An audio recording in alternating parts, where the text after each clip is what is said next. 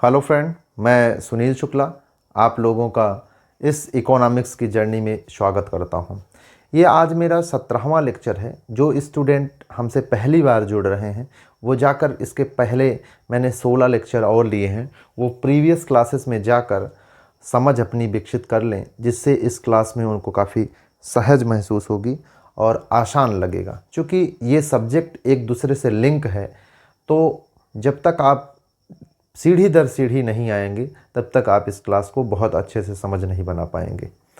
मैं ये चाहूँगा कि आप इसके प्रीवियस में जाकर सारे लेक्चर को धीरे धीरे लेकर आएँ, तो आपकी समझ एक मजबूत और अच्छी बनेगी।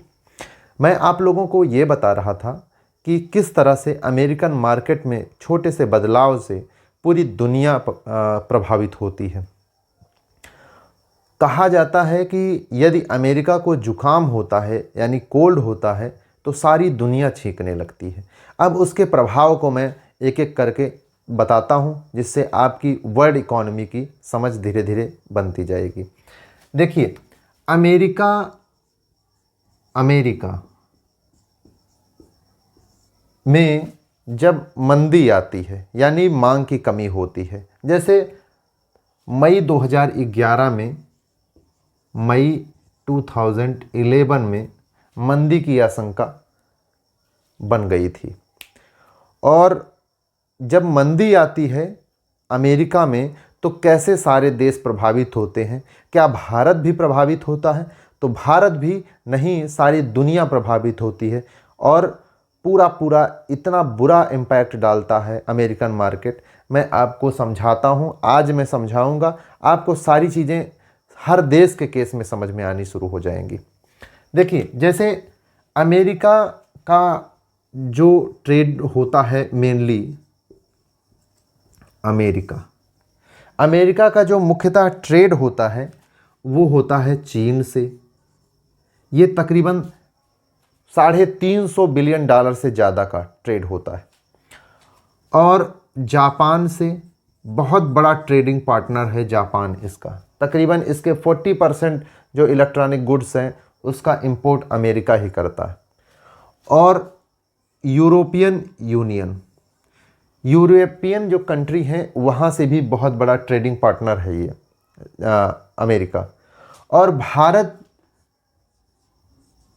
भारत भी जो है, इंडिया भी अमेरिका का एक बड़ा ट्रेडिंग पार्टनर है। और भारत का अमेरिका के साथ व्यापार घाटा नहीं है, व्यापार प्रॉफिट है। कैसे कि यहाँ पे अमेरिका के पास भारत निर्यात ज़्यादा करता है, अमेरिका से आयात ज़्यादा करता है। यानी अमेरिका के साथ जो व्यापार है वो भारत का सकारात्मक व्यापार है, यानी कि प्रॉफिट का व्यापार है। तो इस तरह से सारे देश कहीं ना कहीं ये जो है अमेरिका से व्यापार करते हैं। जब अमेरिका में मंदी आएगी, समझिएगा, अमेरिका में जब मंदी आएगी तो इसका मतलब यहाँ पे मांग की कमी हो जाएगी, यानी मांग कम हो जाएगा। ठीक है, मंदी से मतलब ये है कि यहाँ पे मांग की कमी हो जाएगी। जब यहाँ के लोग मांग नहीं करेंगे तो फिर क्या होगा, आगे आप देखें तो चाइना का क्या होगा, गुड्स का निर्यात कम हो जाएगा। भाई, जब यहाँ के लोग मांग नहीं करेंगे तो इनकी वस्तुओं का आयात ये थोड़े करेगा। जब ज़रूरत ही नहीं है तो किस चीज़ का आयात? जापान के गुड्स का भी आयात नहीं होगा। जापान में भी किसकी समस्या आ जाएगी? सरप्लस की। यहाँ पे किसकी समस्या? सरप्लस की। ठीक है। और यूरोपियन कंट्री में जो है कहाँ पे आ जाएगा? यहाँ पे भी सरप्लस की प्रॉब्लम आ जाएगी, क्योंकि ये तो हमेशा से ही प्रॉब्लम में ही रहते हैं।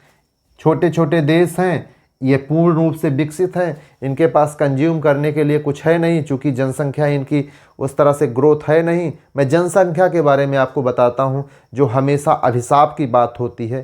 कहीं ना कहीं जनसंख्या कभी कभी वरदान के रूप में भी काम करती है। मैं उसको अभी इस पॉइंट के बाद बताता हूँ। और भारत भी निर्यात करता है, तो भारत का भी निर्यात कम हो जाएगा। लेकिन यहाँ सरप्लस की स्थिति नहीं होगी, क्योंकि भारत में कभी सरप्लस नहीं होता है। केवल खाद्य सामग्री को लेके हम लोग सरप्लस में होते हैं, लेकिन उस संदर्भ में मैंने पिछले वीडियो में आपको सारी चीज़ बताए हैं कि सरप्लस, जो खाद्य सामग्री का सरप्लस होता है, उसको हम चाह के भी दूसरे देशों में बेच नहीं पाते हैं। वो क्यों होता है वो आप जाके पीछे के क्लासेस में देख लेंगे। भारत में सरप्लस की दिक्कत तो नहीं होगी, लेकिन निर्यात घाटा यहाँ पे होने लगेगा, यानी कि निर्यात नहीं हो पाएगा। यानी क्या होगा? निर्यात में कमी, निर्यात में कमी होगी। आप समझिए कि यदि किसी देश में अभाव है, किसी चीज़ की कमी है, तो वो बुरी बात है, लेकिन सरप्लस जो है वो अस्तित्व पे प्रश्न चिन्ह खड़ा कर देता है। यदि आपके पास किसी चीज़ का अभाव है तो आपके पास ये चांस है कि आप जो है अभाव में जी सकेंगे, लेकिन सरप्लस की स्थिति इतनी खराब स्थिति होती है कि ये आपके अस्तित्व पर ही प्रश्न चिन्ह खड़ा कर देगा, और ये बहुत खराब स्थिति होती है सरप्लस की।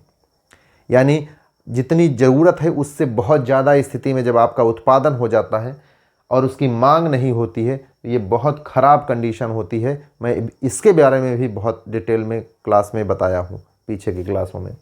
अब मैं आप लोगों को जनसंख्या वरदान है, अभिशाप है, इसको एक पॉइंट में समझाता हूँ कि जनसंख्या किस तरह से महत्वपूर्ण भूमिका निभाती है। देखिए, चाइना या अन्य देशों में समस्या अब इस चीज़ की है कि ये बहुत ज़्यादा उत्पादन करते हैं, उत्पादन क्षमता इनकी बहुत ज़्यादा है, लेकिन इनका जो इंटरनल फ्रंट पे, आंतरिक क्षेत्र में इनकी मांग नहीं है वस्तुओं की। जैसे ये किसी चीज़ का उत्पादन करें, मान लीजिए कार बनाते हैं, सबके पास जब कार है तो कार की डिमांड कम हो जाती है। जब कार की डिमांड कम हो जाती है तो यदि इनको इंटरनल फ्रंट पे ही कार को बेचना हो तो इनका उद्योग धंधा एक ही दिन में ख़त्म हो जाएगा, क्योंकि कोई मांग ही नहीं करेगा। जब मांग नहीं करेगा तो उत्पादन क्यों करना? फिर फैक्ट्रियां बंद हो जाएंगी, तो फैक्ट्रियों में काम करने वाले लोग को एम्प्लॉयमेंट ख़त्म हो जाएगा। इस तरह से इनके अस्तित्व पे प्रश्न चिन्ह खड़ा करता है सरप्लस, और उसका सबसे बड़ा कारण है जनसंख्या। क्योंकि इनकी यहाँ की जनसंख्या बहुत कम है, कंज्यूम करने की क्षमता बहुत कम है। चाइना के साथ भी यही समस्या हो रही है कि चाइना ने अभी 1 चाइल्ड पॉलिसी अपनाया था, फिर उसने अपनी जनसंख्या को की सारी बातों को समझा, फिर 2 चाइल्ड पे आया, अब 3 चाइल्ड पे सुनने में आ रहा है कि आ गया। तो ऐसी ऐसी पॉलिसियाँ, चूँकि इसलिए कि जनसंख्या हर मामले में अभिशाप की तरह नहीं होती है, वरदान की तरह भी काम करती है, वो इकोनॉमी में उसका बहुत महत्वपूर्ण योगदान है। और जैसे मदर हैं और ये फादर। चाइना की जो पॉलिसी थी 1 चाइल्ड पॉलिसी थी, एक बच्चा, यानी कि 2:1 का रेशियो में जो है इनकी जनसंख्या को आगे का पॉलिसी था बढ़ाने का। तो इसमें क्या होगा? 2:1 में, यानी माँ बाप से एक बच्चा, यानी जनसंख्या घटेगी, जनसंख्या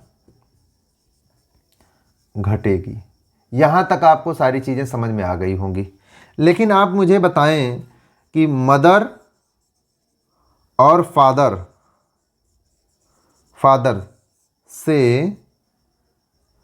से 2 बच्चे पैदा हों, यानी कि 2:2 का अनुपात हो, तो क्या इसमें जनसंख्या बढ़ेगी कि घटेगी कि बराबर रहेगी?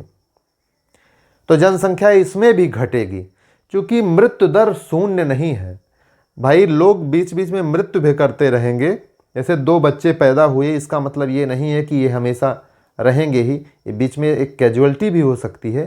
तो मृत्यु दर शून्य नहीं है, इसलिए 2:2 होगा, तब भी जनसंख्या घटेगी, जनसंख्या घटेगी।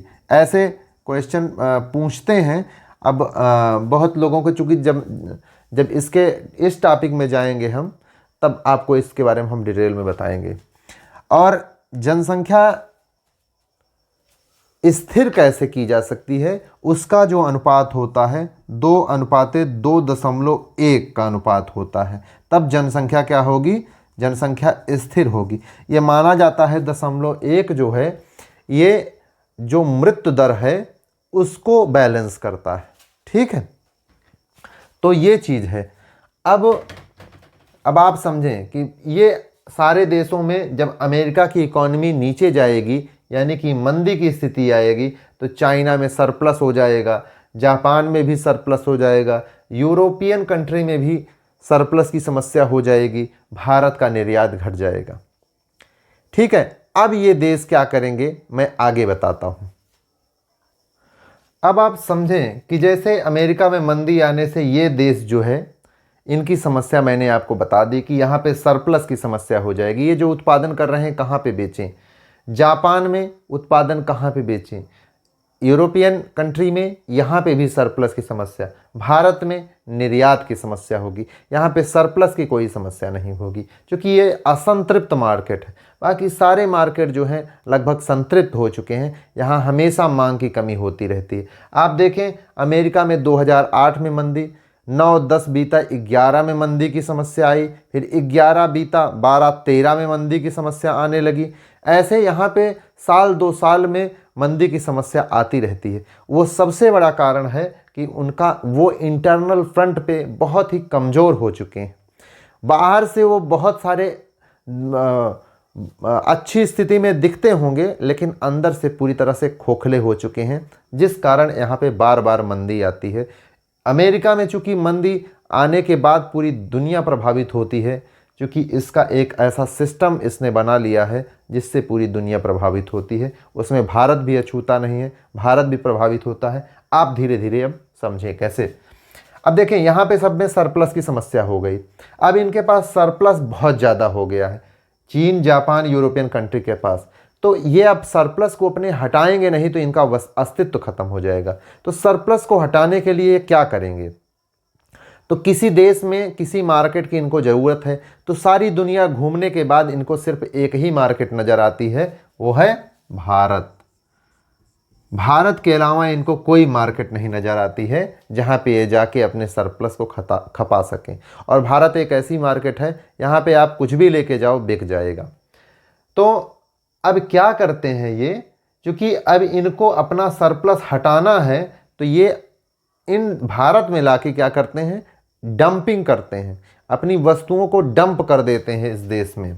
ठीक है, डंप कर देते हैं। और जो डंप करने का प्रोसेस है इसे ही हम डंपिंग कहते हैं। ठीक है, अपनी वस्तुओं को लाके भारत देश में ये डंप करते हैं, इसे ही हम डंपिंग कहते हैं। और ये प्रायः जो है लागत मूल्य से कम में ही लाके किसी तरह ये सोचते हैं कि मेरे देश से किसी तरह ये वस्तु हट जाए, बस हट जाने से ही इनका अस्तित्व बचा रह जाएगा। अदरवाइज यहाँ पे क्या होगा, सारे कारखाने बंद हो जाएंगे, सभी लोगों का रोजगार खत्म हो जाएगा और ये बहुत ही बुरी स्थिति में आ जाएंगे। तो ये चाहते हैं कि हमारे यहाँ से किसी तरह से जो उत्पादित माल है ये कहीं डंप हो जाए, लागत मूल्य से कम में भी चलेगा। तो ये लाके भारत में लाके डंपिंग कर देते हैं। तो डंपिंग से क्या होगा, ये तो लाके डंप किए, लेकिन भारत सरकार चूँकि यहाँ के उद्योग धंधे प्रभावित होने लगेंगे, क्योंकि मान लीजिए ये डंप किए लाके कोई वस्तु ये अपनी लागत मूल्य से कम मूल्य पर ही डंपिंग करने लगते हैं। कि मान लीजिए ये पेन है, इसको इन्होंने, इसकी लागत मूल्य 10 रुपया है, लेकिन ये ला के इसको 8 रुपये में ही बेच देंगे, 8 रुपये में ही डंप कर देंगे, क्योंकि ये इनके अस्तित्व का सवाल है।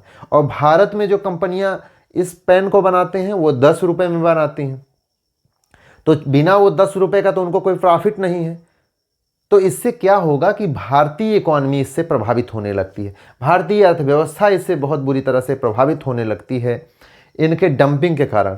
तो भारत अब क्या करे, इनके डंपिंग से कैसे निजात पाए। तो निजात पाने के लिए एक सिस्टम है, वो WTO इस चीज़ को अप्रूवल देता है कि आपके देश में यदि कोई अन्य देश लाके डंप करता है कोई भी वस्तु जो कि अपने यहाँ की लागत मूल्य से कम पे लाके डंप कर रहा है, तो ऐसी वस्तु पर आप एंटी डंपिंग ड्यूटी लगा सकते हैं। कौन सी ड्यूटी? Anti dumping duty.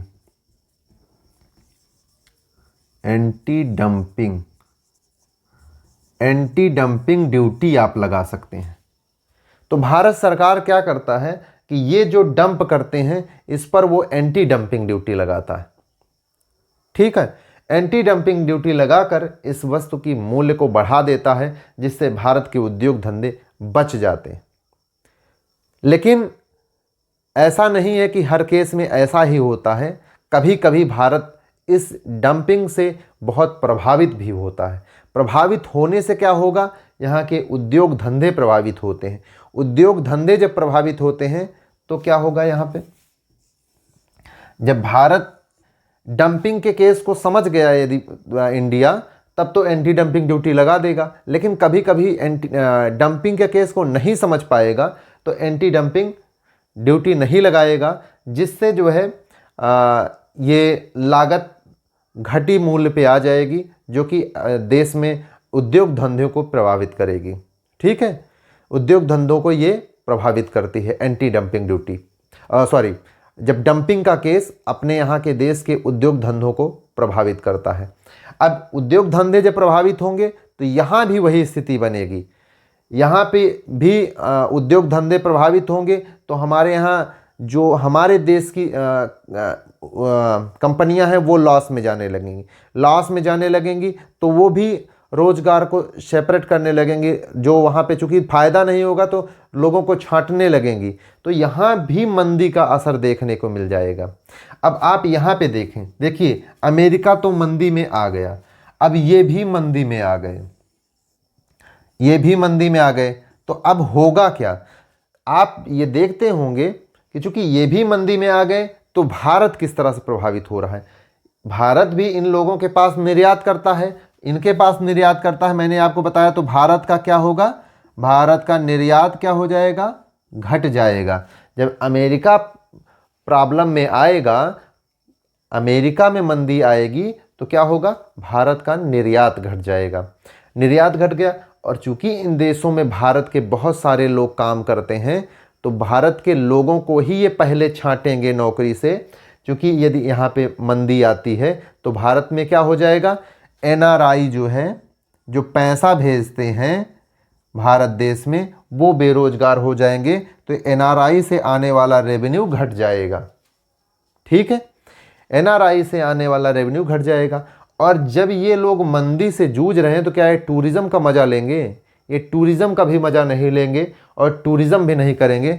तो हमारा देश का टूरिज़्म से जो रेवेन्यू आता है, टूरिज़्म से, वो भी घट जाएगा। जब हमारा निर्यात घट गया, एनआरआई से आने वाला पैसा घट गया, टूरिज़्म से आने वाला रेवेन्यू घट गया, तो हमारा क्या होगा, विदेशी मुद्रा भंडार कम हो जाएगा। अब आप समझें, यहाँ पे मैं 1 मिनट मिटा देता हूँ इसको। देखें, अमेरिका में जब मंदी आ जाएगी तो यहाँ पे लोग बहुत काम करते हैं और हमारा देश भारत भी यहाँ पे निर्यात करता है, तो हमारा क्या घट जाएगा, सबसे पहले हमारा निर्यात प्रभावित हो जाएगा।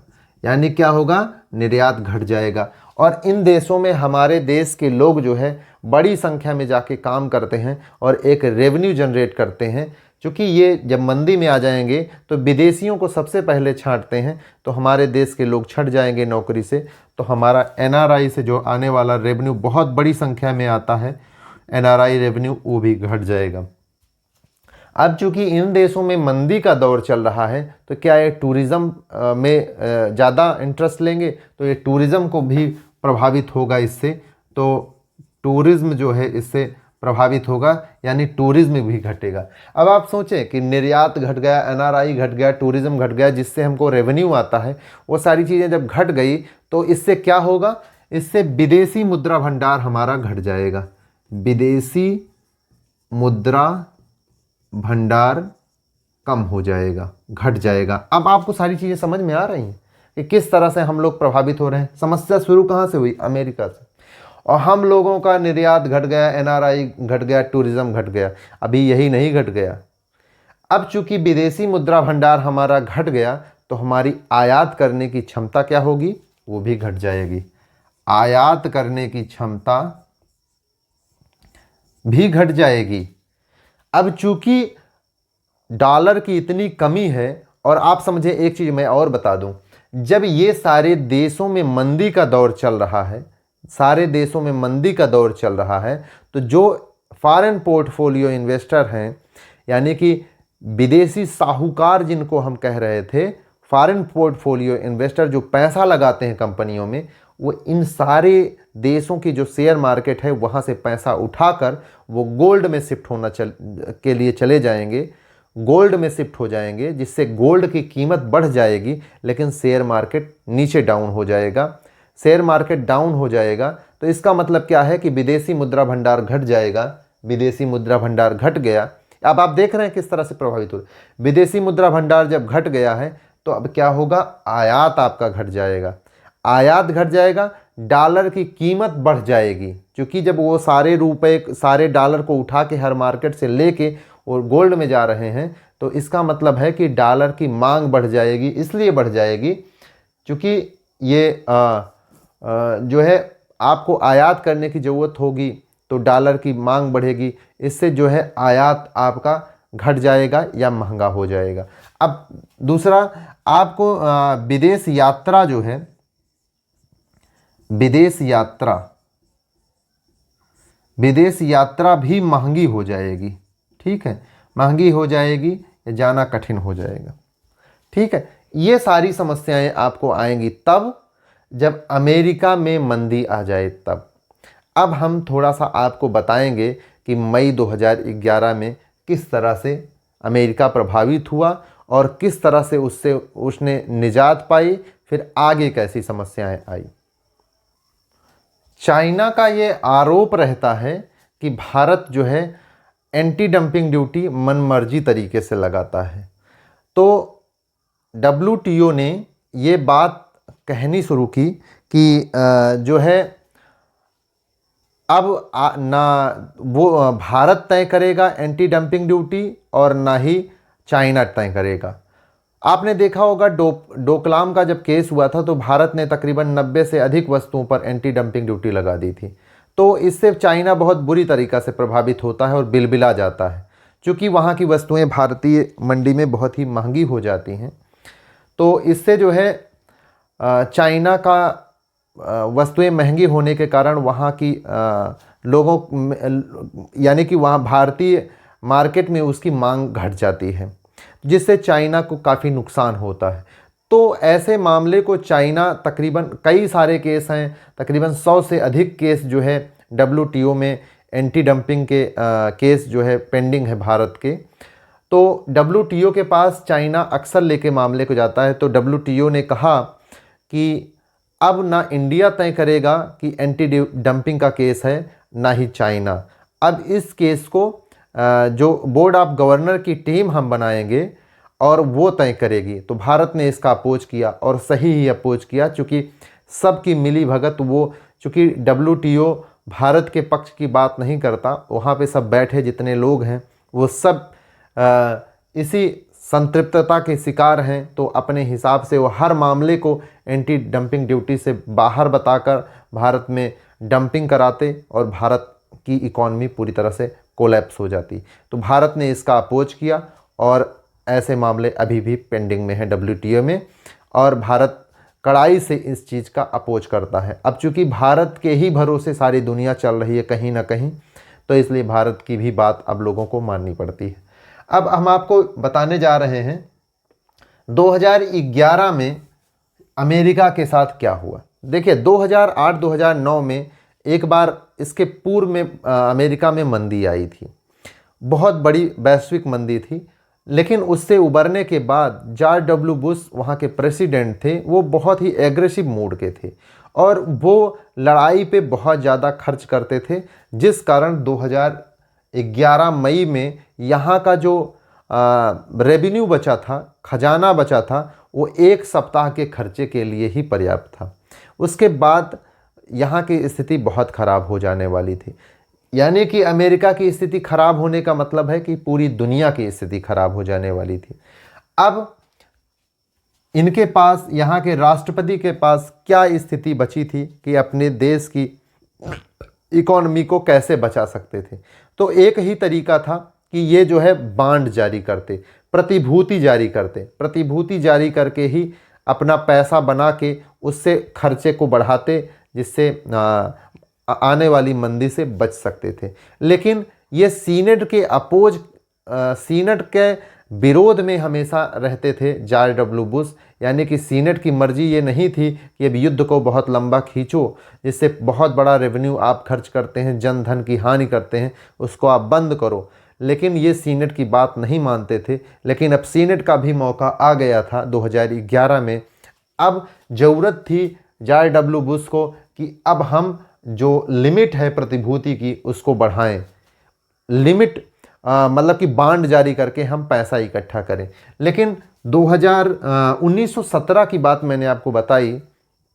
1917 में ये बात तय हुई थी कि 1917 से पूर्व ये था कि राष्ट्रपति कितनी भी लिमिट तक प्रतिभूति जारी करके रेवेन्यू इकट्ठा कर सकता था। लेकिन 1917 के बाद ये अमेरिका में प्रावधान हो गया कि एक लिमिट तय हो जाएगी, लिमिट से ज़्यादा राष्ट्रपति प्रतिभूति जारी करके पैसा इकट्ठा नहीं कर सकता है। यदि उसको लिमिट बढ़ानी है तो वो सीनेट की मर्जी से ही संभव है। तो देखिए, ये स्थिति जो थी 2011 में, लिमिट की स्थिति जो थी वो थी 13.1 ट्रिलियन डॉलर की। ट्रिलियन डॉलर, 13.1 ट्रिलियन डॉलर तक लिमिट जारी किया जा सकता था राष्ट्रपति के द्वारा, और इतनी लिमिट हम लोगों ने प्राप्त कर ली थी। यानी अमेरिका ने 13.1 ट्रिलियन डॉलर की लिमिट को पार कर लिया, पा लिया था। अब इससे ज़्यादा वो नहीं बढ़ा सकते थे। इससे ज़्यादा बढ़ाने के लिए अब सीनेट की ज़रूरत होती। तो सीनेट तो पहले ही हाथ खड़ा कर चुका था कि मैं इनके साथ नहीं जाने वाला। यानी जॉर्ज डब्ल्यू बुश की जो पॉलिसी थी सीनेट के सदस्यों को नहीं पसंद थी, इसलिए वो इनके पक्ष में नहीं जाने वाले थे। लेकिन अब चूंकि ये मामला सिर्फ अमेरिका तक ही सीमित नहीं रहता है, अमेरिका के प्रभावित होने का मतलब है कि पूरी दुनिया प्रभावित होती है। तो ये बुद्धिजीवी लोग थे, ये इस चीज़ को समझते थे कि जॉर्ज डब्ल्यू बुश के वजह से ही पूरी दुनिया को हम लोग अंधकार में नहीं ढकेल सकते, और पूरी दुनिया अंधकार में चली जाएगी तो सारी इकोनॉमी जो है फिर से पटरी पे आने पे बहुत टाइम लग जाएगा। तो इन लोगों ने फिर लिमिट को बढ़ाया। लिमिट को कितने से बढ़ाया? 2.1 ट्रिलियन डॉलर। 2.1 ट्रिलियन डॉलर के बराबर इन लोगों ने लिमिट बढ़ा दी इसकी, कि इतनी प्रतिभूति जारी करके आप रेवेन्यू जनरेट कर सकते हैं। ठीक है, लेकिन इसके साथ एक कंडीशन लगा दी कि आप 10 साल के भीतर आपको क्या करना होगा कि आप जो ये वार पे खर्चा कर रहे हैं अनायास का, इसमें कटौती करके इतने के बराबर आपको कटौती करना पड़ेगा। 2.1 ट्रिलियन डॉलर का 10 साल के भीतर। ठीक है, तो अब ये स्थिति होने पर फिर अमेरिका की जो ये मंदी का खतरा था, ये मंदी का खतरा टल गया। लेकिन इकोनॉमिक्स में एक घटना टलती है, दूसरी घटना फिर से जन्म ले लेती है। तो अब हुआ क्या कि 2.1 ट्रिलियन डॉलर से ये मंदी का खतरा ख़त्म हो गया। लेकिन अब चूंकि इसके साथ जो कंडीशन लगा दिया था सीनेट ने कि आप अपने खर्चा को कम करेंगे, तो इसने क्या किया, अमेरिकन गवर्नमेंट ने क्या किया, टैक्स को बढ़ा दिया और इसने अपने खर्चे को कम कर दिया। अमेरिकन गवर्नमेंट ने अपने खर्चे को कम कर दिया। भारत की स्थिति क्या है? भारत में टैक्स को बढ़ाते हैं लेकिन खर्चे को कम नहीं करते हैं, खर्चे को भी बढ़ाते हैं। ये बहुत सकारात्मक कदम है। टैक्स को बढ़ाओ लेकिन उसके साथ अपने देश के खर्चे को भी बढ़ाना ज़रूरी है, जिससे देश ग्रोथ करता है। ये सारी चीज़ें मैंने पहले भी चर्चा की है। जितना खर्चा करेंगे आप देश के लिए, उतना ही आपके लिए वो आय का सृजन करेगा, उतना ही देश आपका तरक्की करेगा। लेकिन इन्होंने क्या किया, टैक्स को तो बढ़ाया लेकिन खर्चे को कम कर दिया। क्योंकि इनका कंडीशन सीनेट ने तय कर रखा था, इस कारण से इन्होंने अपने खर्चे को कम कर दिया। इसको कहते हैं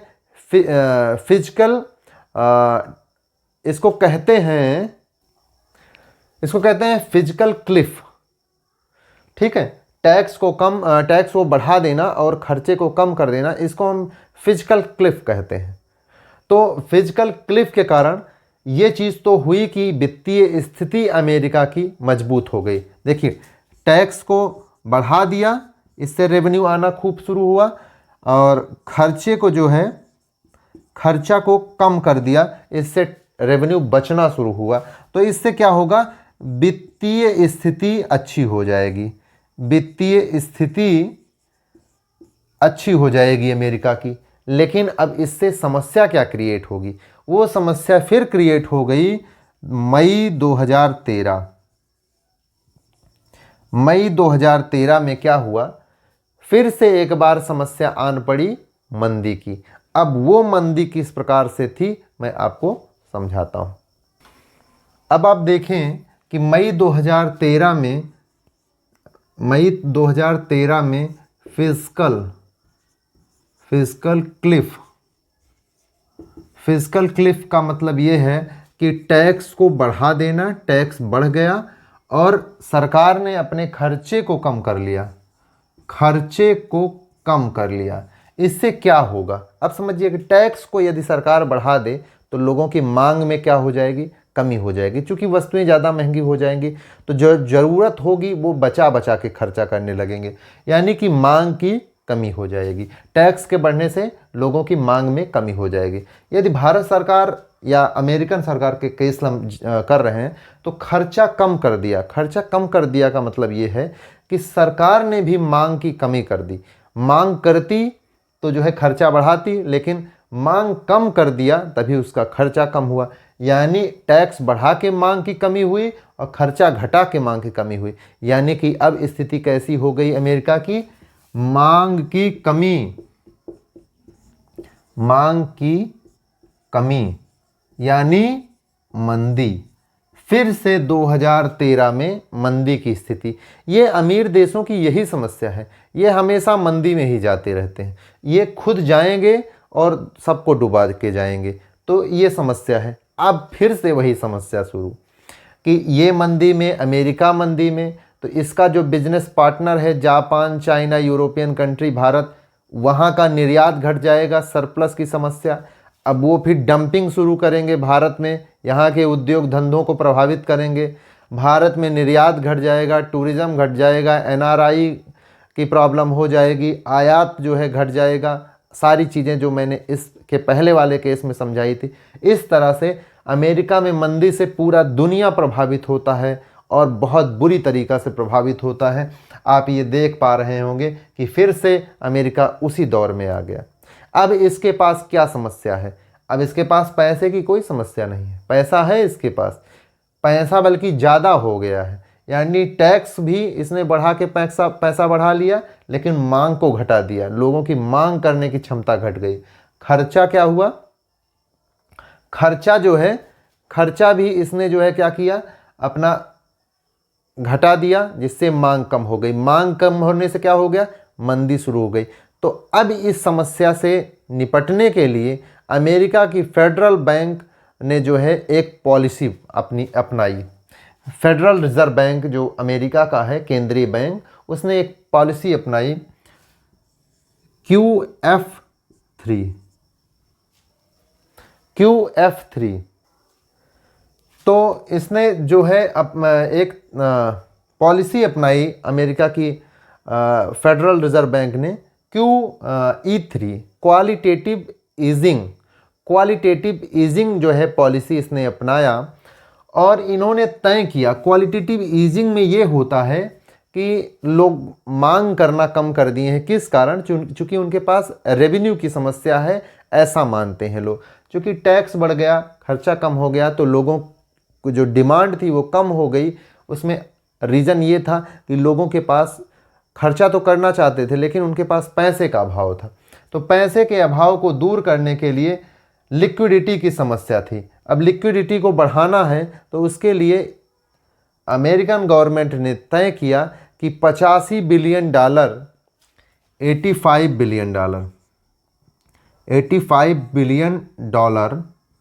बिलियन डॉलर ये 12 महीने के लिए, प्रति महीना 12 महीने तक, प्रति महीना $85 बिलियन अमेरिकी मार्केट में डाला जाएगा। ये तकरीबन भारतीय रुपए से 6 लाख करोड़ के आसपास होता है।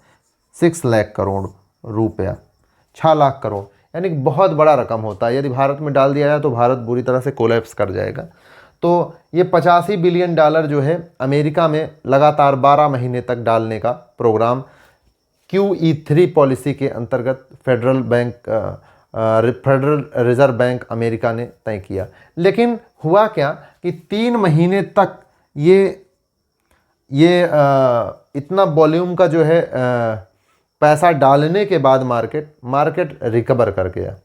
ठीक है, यानी कि ये जून से डालना शुरू किए थे, जुलाई अगस्त बीतते बीतते सितंबर स्टार्टिंग तक अमेरिकन मार्केट रिकवर कर गया। ठीक है, मैं आगे आपको बताता हूँ।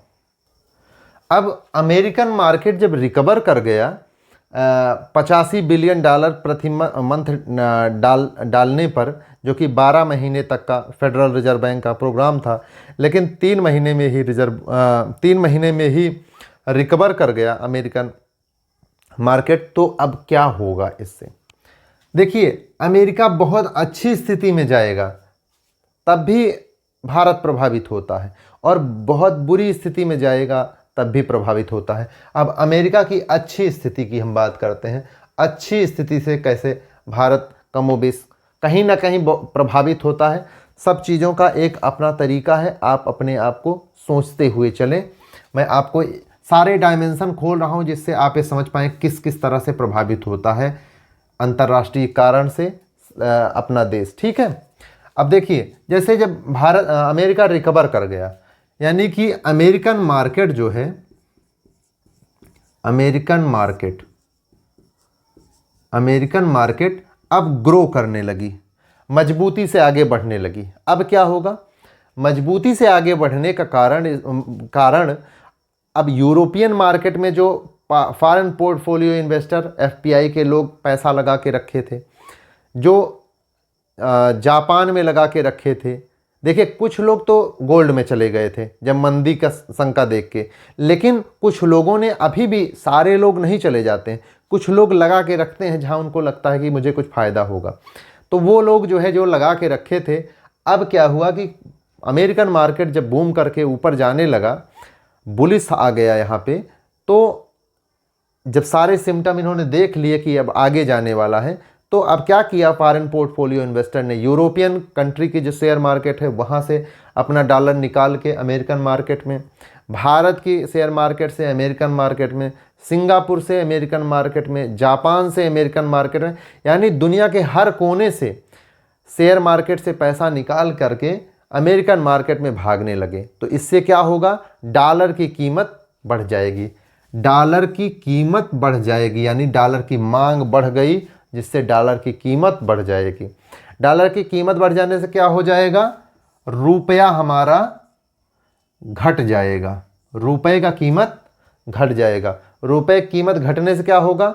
हमारा आयात प्रभावित होगा, यानी कि आयात जो है, आयात महंगा हो जाएगा। आयात हमारा महंगा, डॉलर की कीमत बढ़ गई, रुपया हमारा घट जाएगा, फिर आयात हमारा महंगा हो जाएगा, विदेश में जाना हमारा महंगा हो जाएगा। तो इस तरह से हम काफ़ी प्रभावित होते हैं जब अमेरिकन मार्केट ग्रो करती है तब भी, और जब अमेरिकन मार्केट डाउन करती है तब भी हम प्रभावित करते हैं। मुझे उम्मीद है कि आपको ये मेरा पढ़ाना काफ़ी अच्छा लग रहा होगा, आप सहज हो पा रहे होंगे इकोनॉमिक्स को लेकर।